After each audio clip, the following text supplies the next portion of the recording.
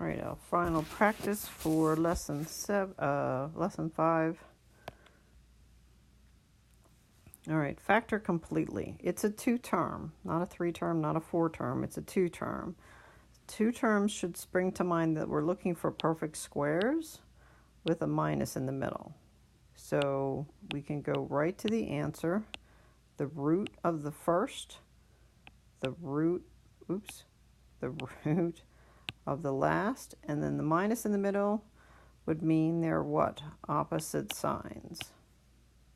That's why you don't have 3 terms, right? Think about it. FOIL this back. That would be p squared minus 2p plus 2p minus 4. These would cancel out when you combine like terms. So that's just a check, but that's your answer. Sorry. Okay? And it's not the same thing twice, so don't put it together. It's a negative and then a positive. That is the final form of your final answer. Okay? All right, how about this one? That's a perfect square, that's a perfect square, but we should take out a greatest common factor because they're both even, right? I can take out a 2. Can I do more than that? I can take out a 4. So even though they're perfect squares as is, that doesn't mean there isn't a greatest common factor. All right, now it's still a perfect square. So our final answer is 4 and 4. Okay, the root of 16, x squared, is 4x. The root of 9y squared is 3y, and then the signs are opposite. Okay, for a 2-term. 18 is not a perfect square. They're both even anyway, so let's take out a 2 and see what we have left.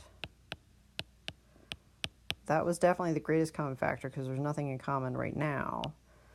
So my final answer would be the root of the first, the root of the last, 1 plus 1 minus.